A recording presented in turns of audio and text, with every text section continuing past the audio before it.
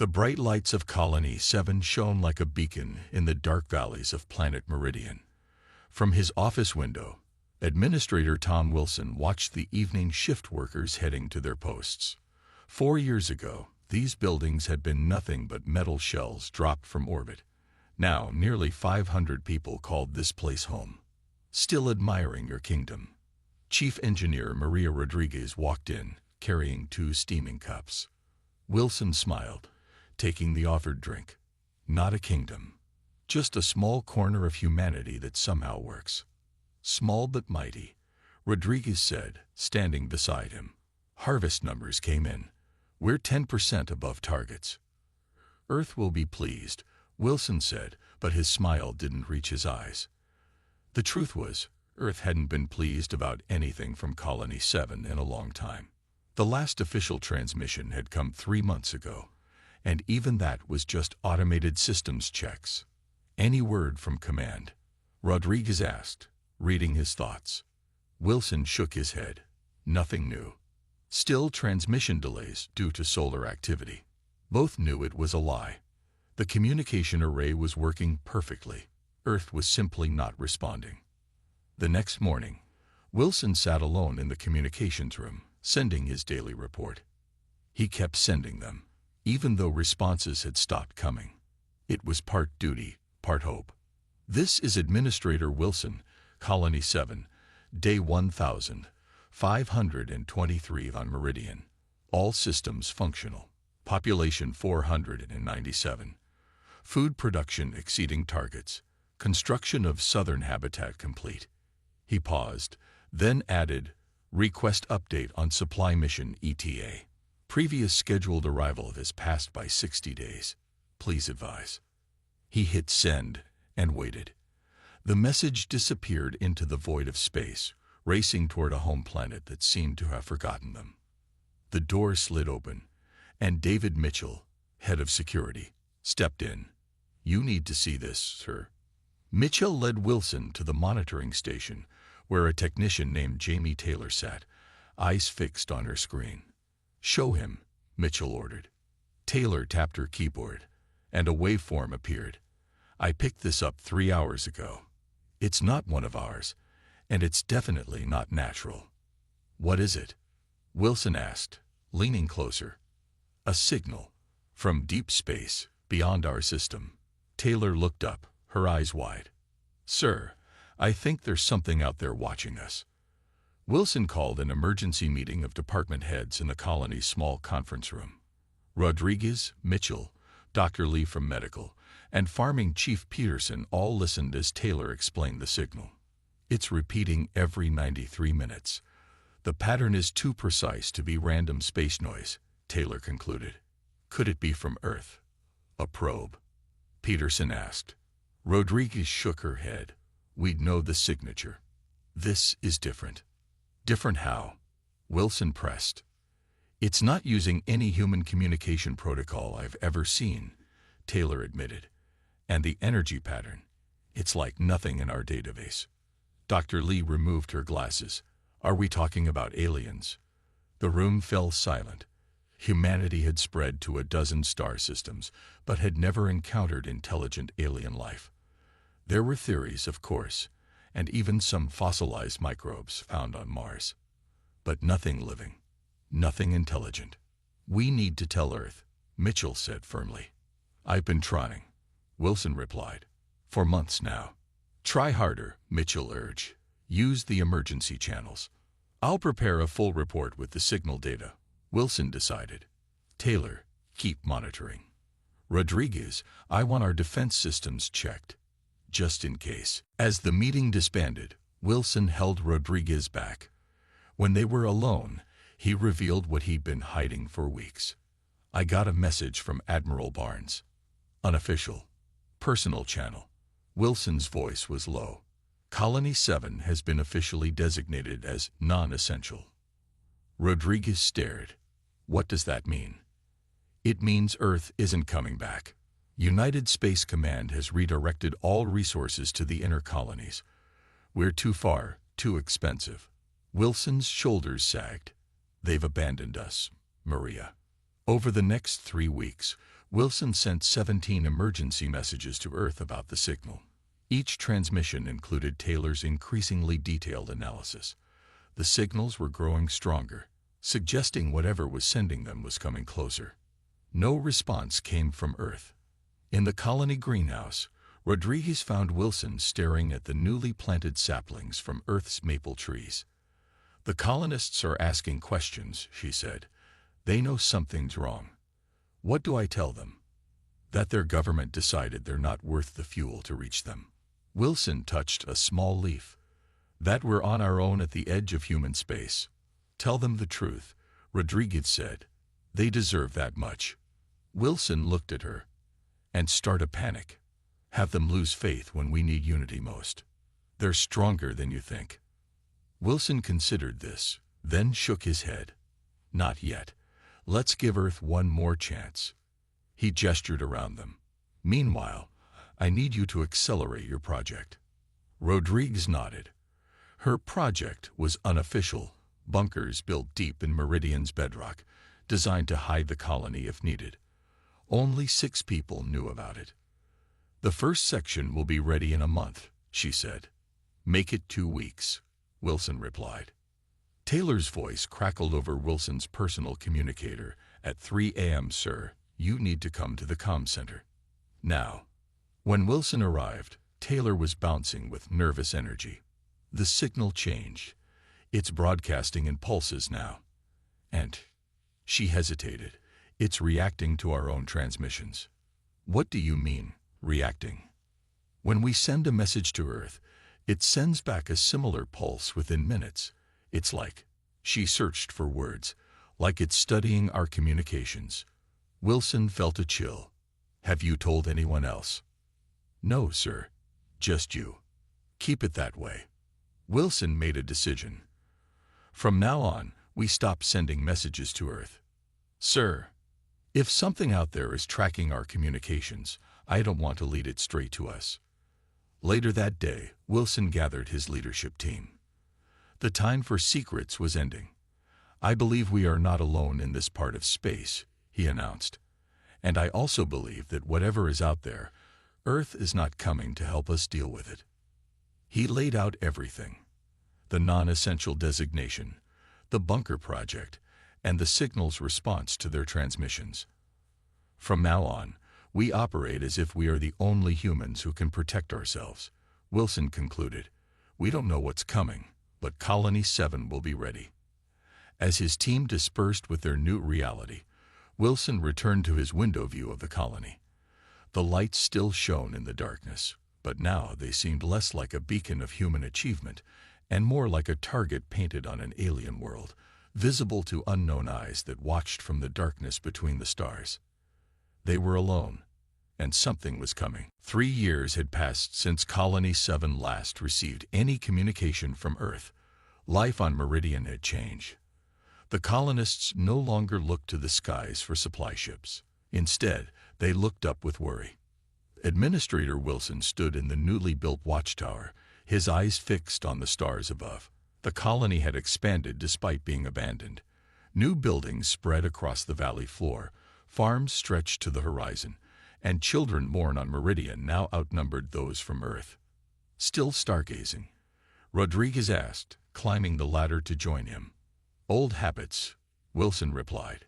"Any update from Taylor?" Rodriguez handed him a tablet. "The signals are stronger. Whatever's out there, it's getting closer." Wilson studied the data.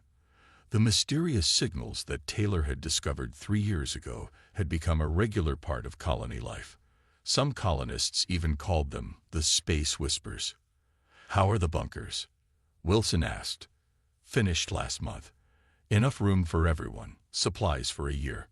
Rodriguez leaned against the railing. "Though I still hope we never need them." Wilson nodded but said nothing. Hope was in short supply these days.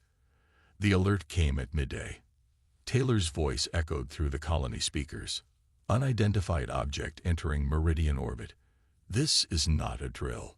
All personnel to alert stations."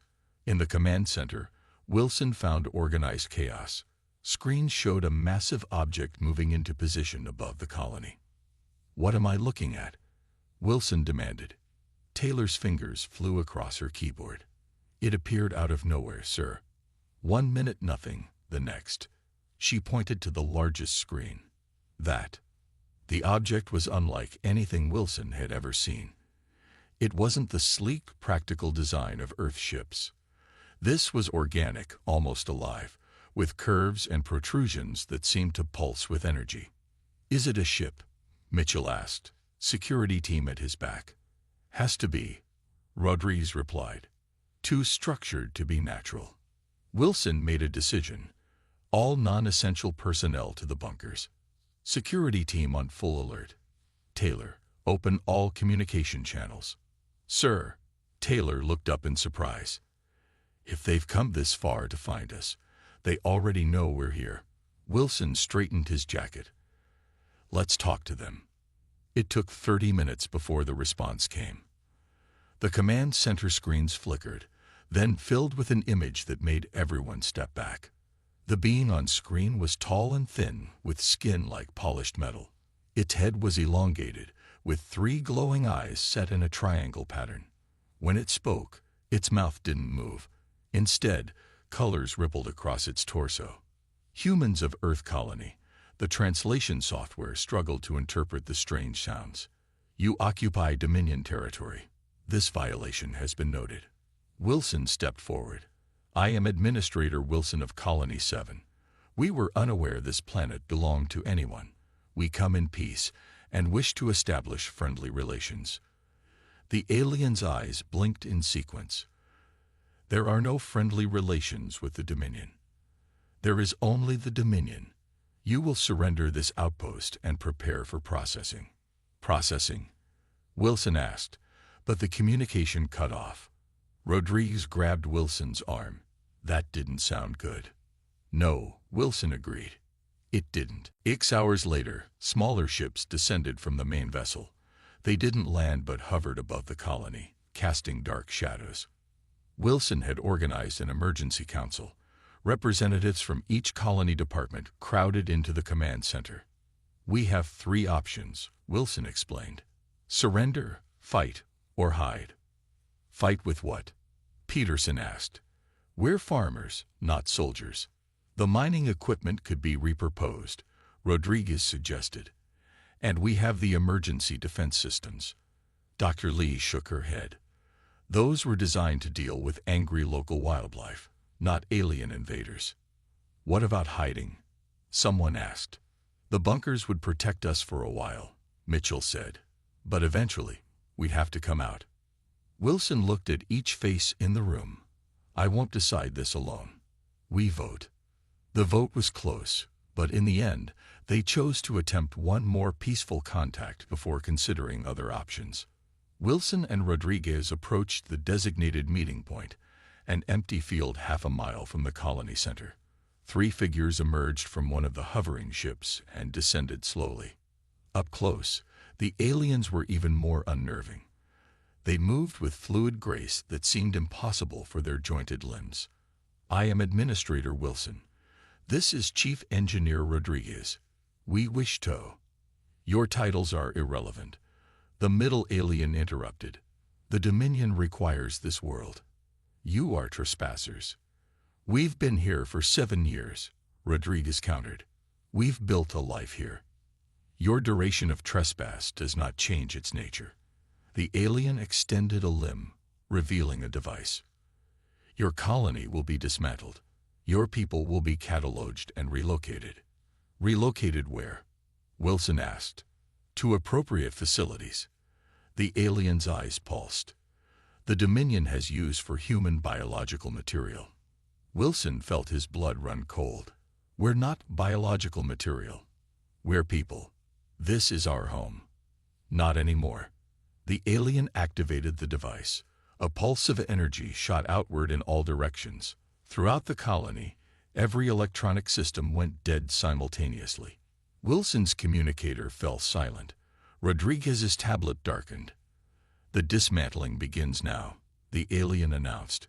"Resistance is noted but irrelevant." The attack came without warning. Dozens of the smaller ships descended on the colony, firing weapons that didn't kill but paralyzed. Colonists fell where they stood, unable to move as the aliens methodically began collecting them. Wilson, Rodriguez, and those closest to the command center managed to reach the emergency bunker entrance before the paralysis wave hit them. "Get everyone inside," Wilson shouted as the heavy doors began to close. They watched on emergency-powered screens as their home was invaded. The aliens moved through buildings, scanning equipment, taking samples from farms and labs. "What do they want?" Someone sobbed. "Us," Rodriguez said grimly. "They want us." In the darkness of the bunker, surrounded by terrified colonists, Wilson felt the weight of leadership crushing down.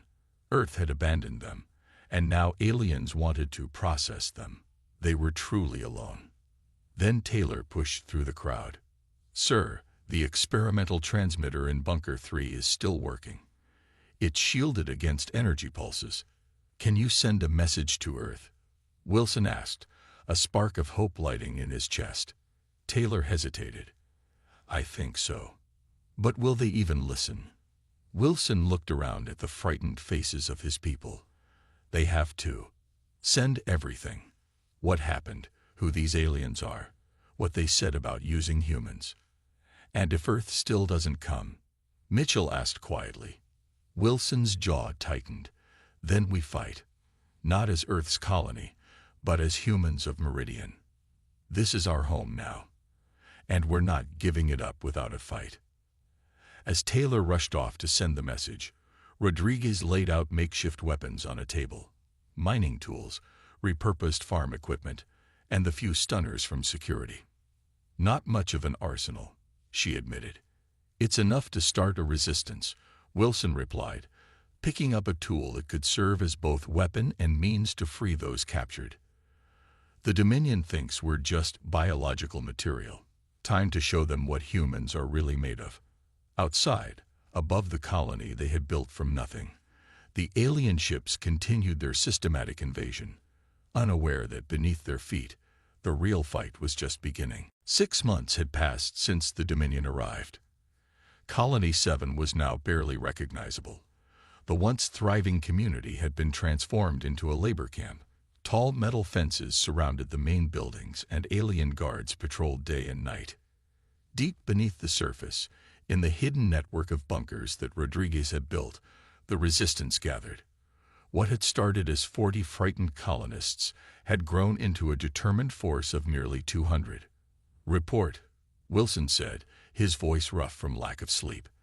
The former administrator looked different now, thinner, harder, with a long scar across his cheek from a close encounter with a Dominion guard. Mitchell, now the Resistance's head of operations, spread a hand-drawn map on the table. "They've set up a new processing center here." He pointed to where the colony school once stood. "Taking 5 to 10 colonists each day." "For what?" asked a young woman named Rice, one of their newest escapees. "Research," Dr. Lee said quietly. "They're studying how our bodies work, how we think, what makes us human." The room fell silent. Everyone knew what happened to those taken to the processing centers. No one ever returned. "What about the signal?"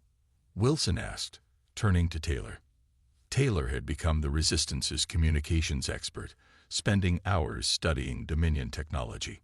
"Still transmitting. I've modified the emergency beacon to pulse at random intervals so they can't track it." "Any response from Earth?" Rodriguez asked the question everyone was thinking. Taylor shook her head. "Nothing." Wilson straightened up. "Then we continue as planned. Earth isn't coming. We fight for ourselves now." The Resistance had 3 main operations: gathering intelligence, freeing captive colonists, and sabotaging Dominion equipment. Today, all 3 would happen at once. In the early morning, Rodriguez led a small team toward the colony's former power plant. The Dominion had modified it to produce energy for their ships and equipment. In her hands, she carried a device she had spent weeks building. "Remember," she whispered to her team, "plant the device and get out. 20 minutes until detonation." Across the colony, Mitchell and his fighters prepared for the distraction. Using modified farming equipment and the few weapons they had stolen from the aliens, they would attack the guard post at the north fence. Meanwhile, Wilson and Taylor had the most dangerous job. While the Dominion forces were distracted, they would infiltrate the command center, formerly Wilson's office, to access the alien communication system. Everyone clear. Wilson asked over their makeshift radio system. 3 confirmations came back. For Meridian, Wilson said, and the operation began. Rodriguez moved silently through the maintenance tunnels beneath the power plant. The Dominion didn't understand human infrastructure well, which gave the resistance one small advantage. Here, she whispered, pointing to a junction box. This connects to their main power converter. Her teammate, an electrician named Foster, helped her wire the device into place. It wasn't a bomb. They couldn't risk destroying the plant completely. Instead, it would create a massive power surge, overloading the Dominion systems. Set, Rodriguez confirmed. 19 minutes. Mitchell crouched behind the remains of the colonists' first greenhouse. His team of 15 was spread out, ready to spring into action. Remember, he said into his radio, we're not trying to kill them. Just keep them busy and pull them away from the command center. He checked his watch. 5 minutes. Wilson and Taylor hid in the shadows near the command center. 2 alien guards stood at the entrance, their weapons held ready. Think you can get us in? Wilson whispered.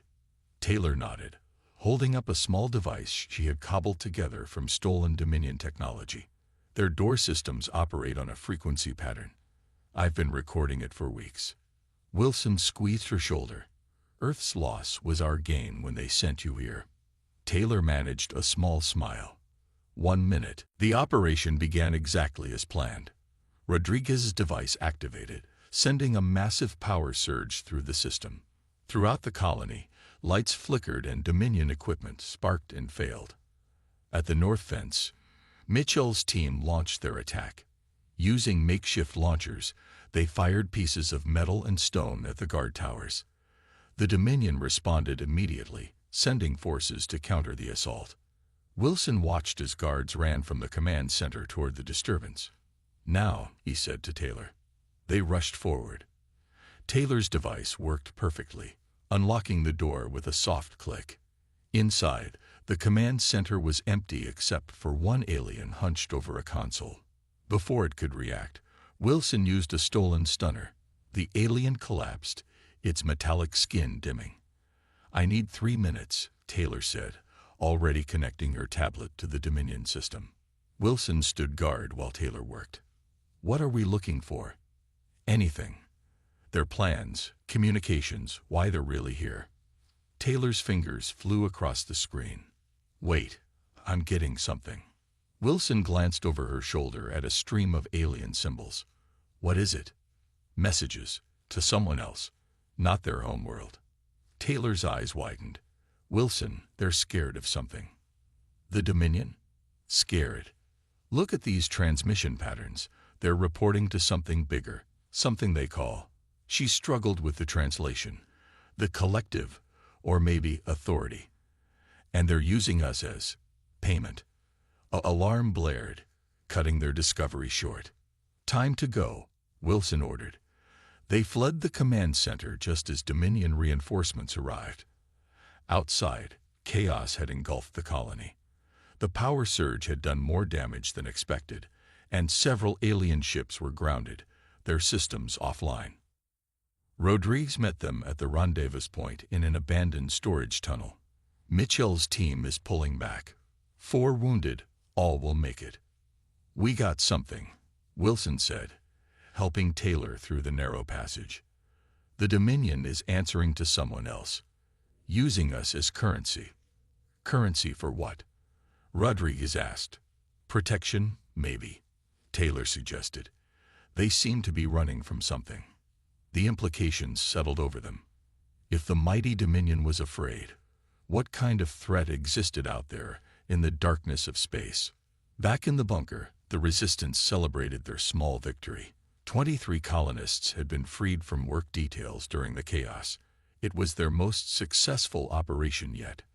Wilson watched the reunions, families embracing, friends crying with relief. Despite everything, human spirit remained unbroken. Taylor approached, her tablet in hand. I've decoded more of the transmission. There's something big coming, Wilson. The Dominion is preparing for it. Coming here? To Meridian? I think so. That's why they're processing humans so quickly. They need to, she hesitated, catalog us before it arrives. Wilson felt a chill run through him. How long do we have? Based on their communications, a few weeks, maybe less. Wilson nodded slowly, his mind already forming a new plan. Then we have one chance. We hit them harder. Free everyone we can. And we need to boost that emergency signal to Earth. Earth isn't coming, Wilson. Rodriguez reminded him gently. We've accepted that. Wilson looked at her with determination. Maybe not. But someone out there might be listening. And if the Dominion fears what's coming, maybe we should welcome it. As the Resistance planned their next move, high above Meridian, something new entered the system. A small probe, barely detectable, bearing the insignia of Earth's United Space Command. It recorded everything it saw, then vanished back into the darkness, carrying with it the truth about Colony 7's fate. The Resistance didn't know it yet, but their signal had been heard. The question was whether help would arrive before the mysterious force that even the Dominion feared. The Resistance had 2 weeks of success. They freed more colonists, damaged Dominion equipment, and even destroyed a small patrol ship. But their luck couldn't last forever. The Dominion brought reinforcements. 3 massive ships arrived, disgorging hundreds of new troops. The aliens changed their methods too. They no longer tried to capture humans alive. Now they shot to kill. Fall back, Wilson shouted as energy blasts tore through their hiding place. What should have been a simple sabotage mission had turned into a bloodbath. 2 Resistance fighters already lay dead, their bodies smoking from alien weapons. Rodriguez pulled him into a narrow alley. This way, tunnel entrance in the old storage facility. They ran, alien troops close behind. Mitchell provided covering fire with a modified Dominion weapon, but he took a blast to the shoulder before making it to safety. How bad? Wilson asked as Dr. Lee examined the wound in the dim light of the tunnel. Bad, she replied, her face grim. The energy weapon cauterized it, but there's significant internal damage. Mitchell gritted his teeth against the pain. Worth it. We got 10 more people out. Wilson nodded, but his heart was heavy. Every operation now cost lives. The Resistance was losing ground fast. Back in the main bunker, Taylor was waiting with news. They found 3 of our supply caches, she reported, and they're scanning for underground structures. How long before they find us? Wilson asked. Days, maybe less. The room fell silent. Nearly 300 colonists now hid in the bunker network. If the Dominion found them, it would be over. Rodriguez looked at the tired faces around her. We need to evacuate to the backup location in the mountains. We'll never make it, Wilson argued. Not with the wounded and children. They're watching everything now. Taylor cleared her throat. There's something else. The thing the Dominion fears. It's coming faster than we thought. Their communications are frantic. How soon? Wilson asked. Tomorrow, maybe the next day. Wilson's mind raced. What exactly are they saying about it? Taylor consulted her notes. They call it the Judgment. They're trying to process all remaining humans before it arrives. Why? Dr. Lee asked. I think, Taylor said hesitantly, they want to prove to whatever's coming that they've claimed this planet successfully, that they've conquered the native species. Wilson paced the small room.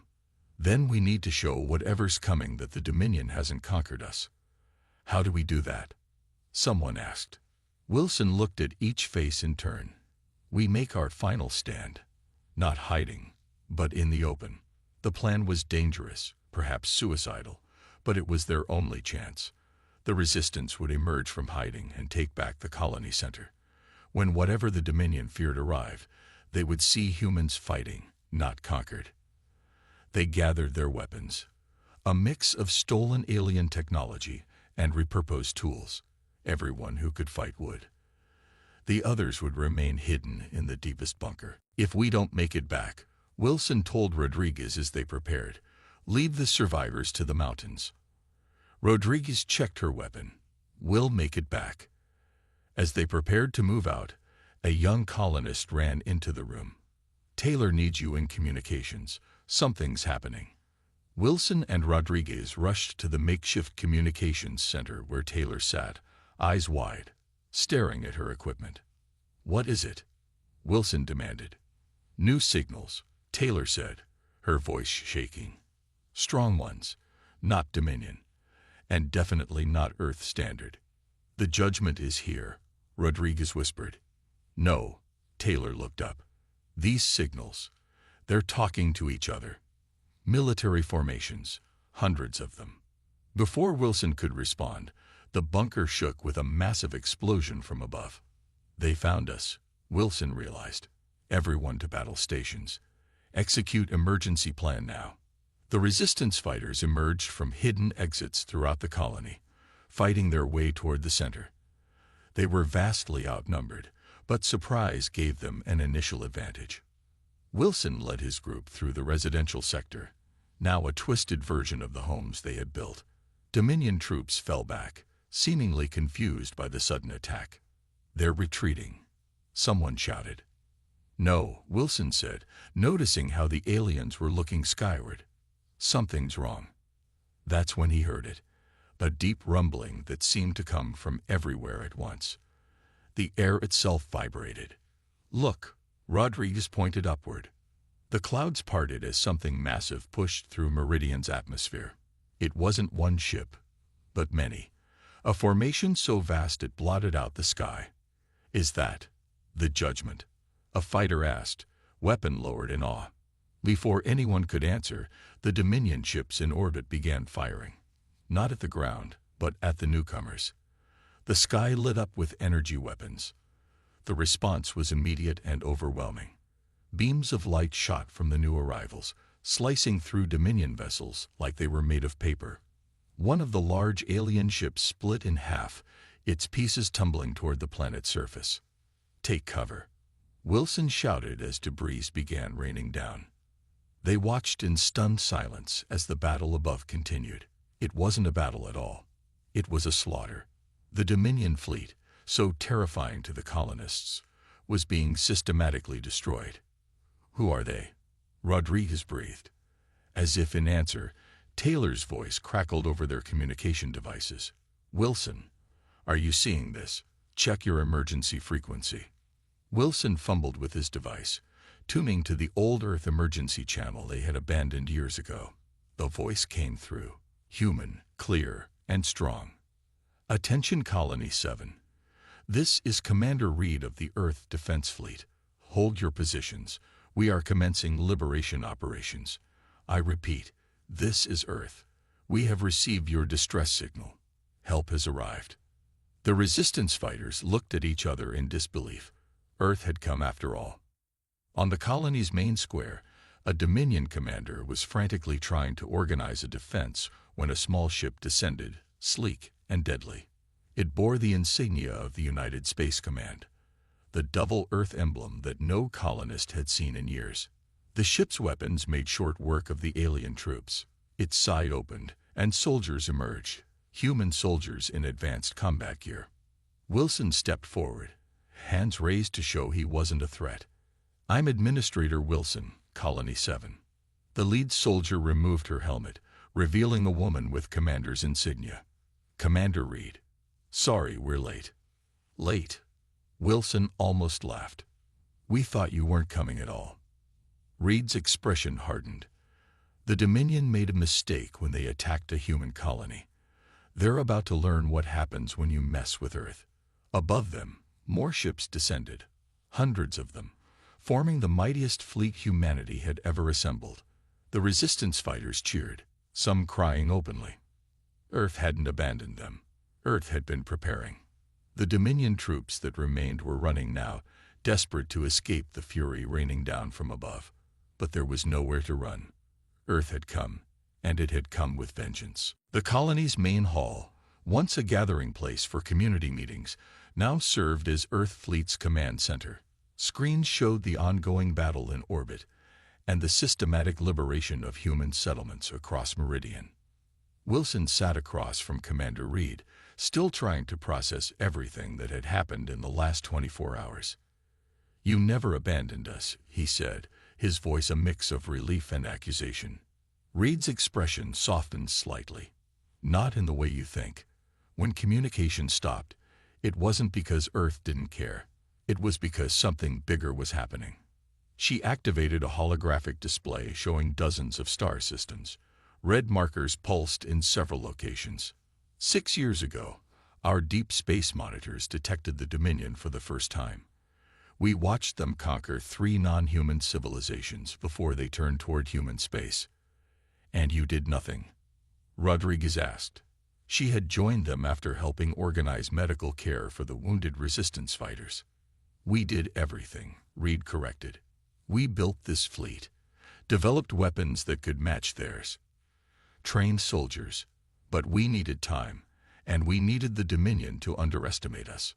So you used us as bait," Wilson realized. Reed didn't flinch from the accusation. "Colony 7 was one of 12 outer settlements we deprioritized.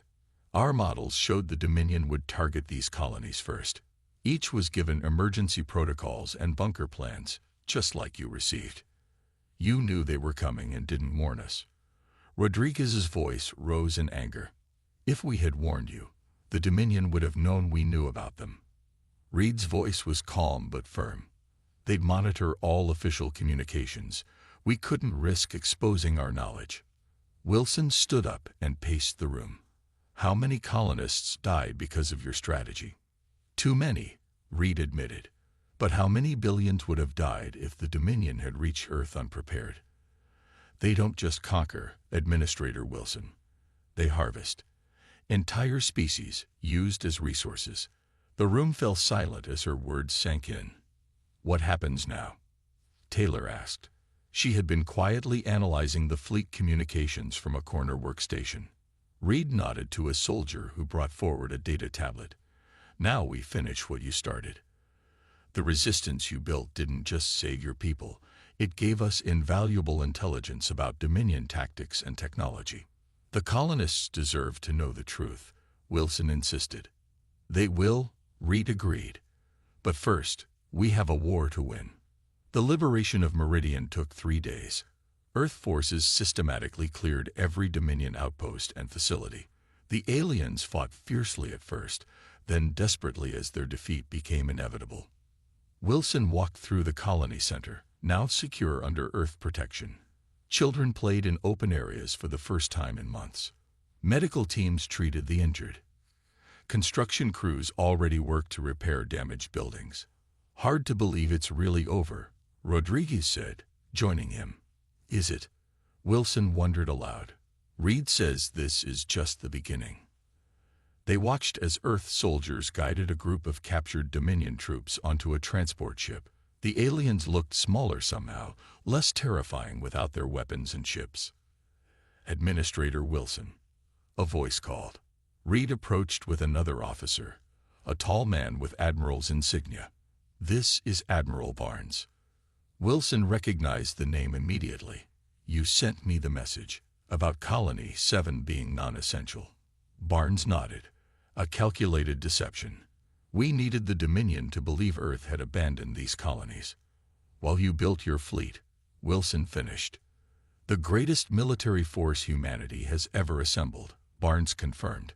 420 ships, 90,000 personnel. Technology designed specifically to counter the Dominion. "And now?" Rodriguez asked. "Now we take the fight to them," Barnes said. "We've identified their core worlds.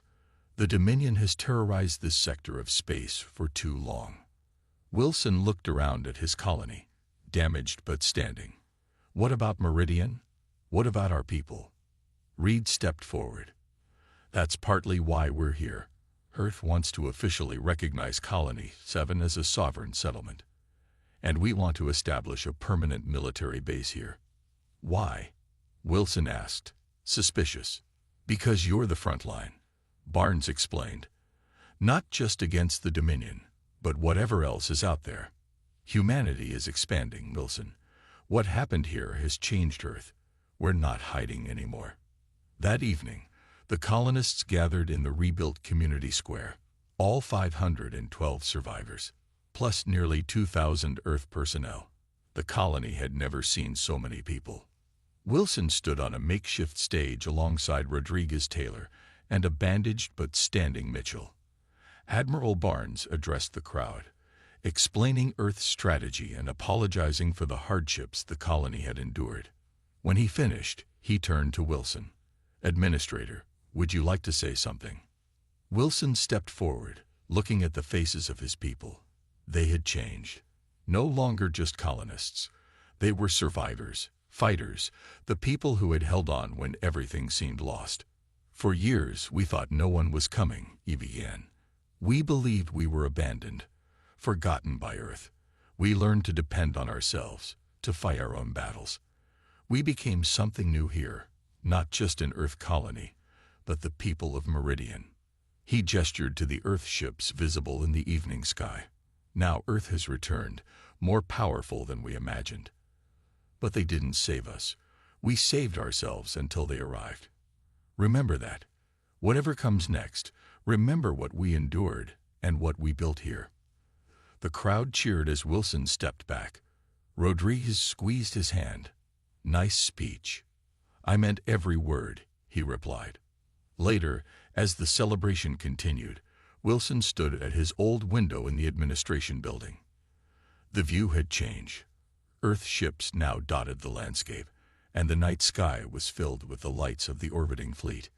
Taylor joined him, holding a data tablet.